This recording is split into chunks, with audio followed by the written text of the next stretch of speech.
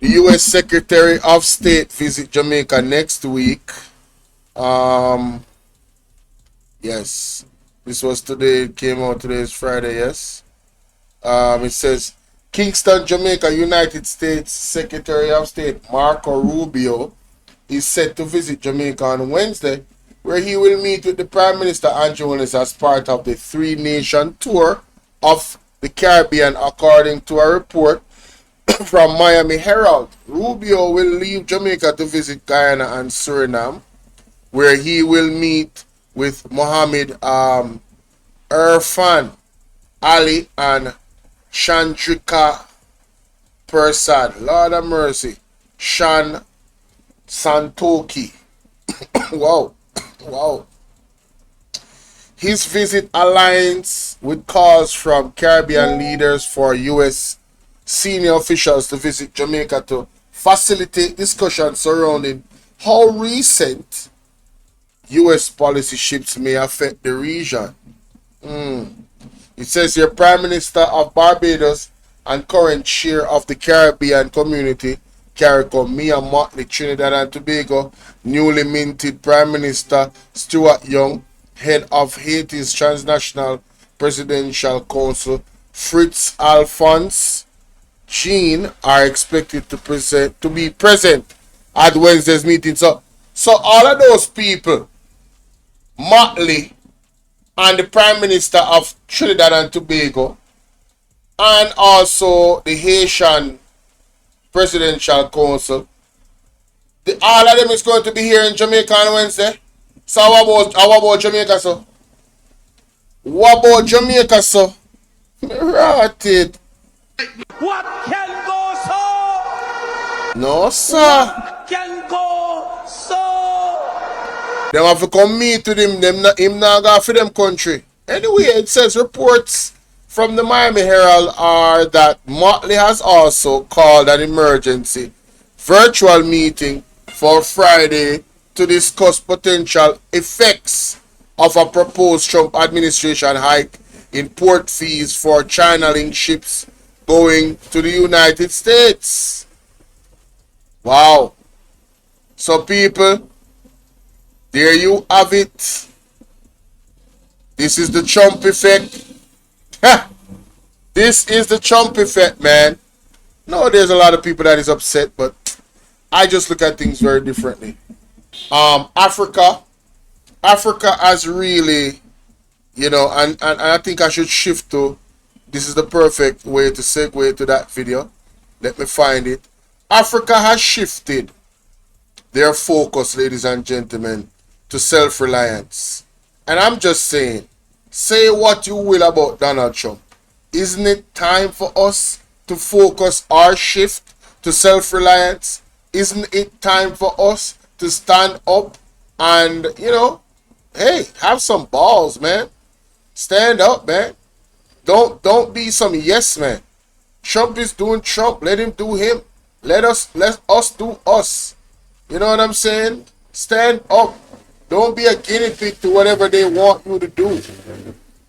Especially if it does not benefit your country. Why would you do that? I don't get it. I just don't get it at all.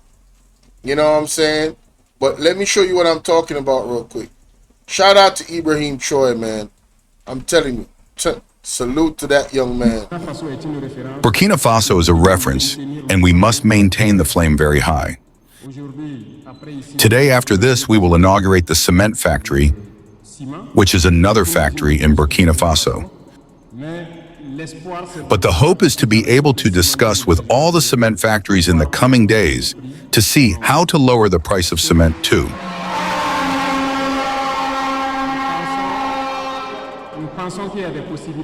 We think there are better possibilities. We have limestone in Burkina Faso and clay. If we manage to exploit them efficiently and discuss with one or two cement producers, we must be able to exploit them to lower the price of cement. We will discuss with all of them to see what is possible. This will allow us to build our country because our country is a construction site This is also a signal to those who are here because if we arrive in 2023 at the same time as the imperialists paint Burkina Faso red, it is a dangerous destination. We cannot invest in this country. And they came with their money, they injected, they built the factory. I think they finished it last October. So it was a duty for us to go and accompany them. They also sent a message to the world to make them understand that Burkina Faso, as they say, is fake. Those who painted Burkina Faso red, you see automatically the next day, or at least a few days later, Air France said that they would not come to Burkina Faso because it is red. It is only war. That's it, isn't it? We said that there is no problem. You are free not to come to Burkina Faso, but you are not the best company in the world. What you say, Ibrahim, Troare? That's it, isn't it? We said that there is no problem. You are free not to come to Burkina Faso, but you are not the best company in the world. Ladies and gentlemen, that's a true leader right there. That is a true leader right there. So, I'm going to play some more of the clip you understand the context. So, France put an embargo on Burkina Faso. That's a red zone. It's just pure war going on there and nobody should go there. And then Air France said, listen, we are not flying to Burkina Faso. All flights are cancelled for now. And he said, hey, cool, you have a right to not be here. So be it. And him just going on about him business. And then move fast forward to over here. So now, Andrew Holness here, the USA, yo, listen, Cuban doctor, them have to go because of such and such. Andrew Holness could have done like me and Martin and said, listen, hey, man, we need our doctors. It's unfortunate, but we're going to stick with the doctors. There's no proof of any human trafficking going on. You're more than welcome to come and investigate that. But if you decide to move forward and take our visas, that's fine. But you'll never hear that from a puppet leader. You'll never hear those words come from a puppet leader. Andrew Holness and his government is a puppet. They have no spine. Absolutely no spine. Let's continue. If other companies continue to come, it means that you are liars. Since other companies continue to come to Burkina Faso, Brussels comes, Turkey comes, I don't know what, Singapore, Ethiopian, all the other companies continue to come. It is to say that the imperialists are very strong. They invent their lines of conduct, and they bring some of their companies to follow that, to give veracity to their lies. Since they mounted Burkina Faso in a red zone, and they bring Air France to follow the lie, to show the world that it is really a red zone. That's why their companies even refuse to come. There is no problem. We said that other companies have worked. They didn't take their lies. Sometime later, they come back to ask to resume flights. If it has become green, you have to rewrite that it has become green, and you will resume. Do you see the posture of this man? He said, you tore down our credibility. For you to return to us, you have to restore that credibility and let it be known that we are no longer a red zone. There's no war going on here. It's not hostile. We are a safe country and you can come. France, the man I talk to, so, you know. Big bad France, you know. Yeah. Big bad France. Big old giant. Big old giant of a colonial colonial country where pillage Africa for years. Yeah. And then African affairs for years in a one negative way. Talk to me nice.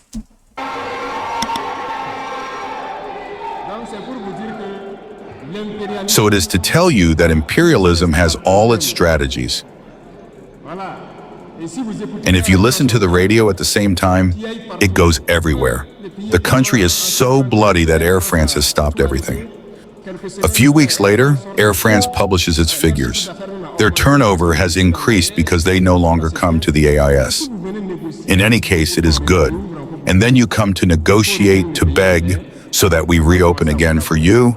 We have to repaint the country green, and then we will start collaborating.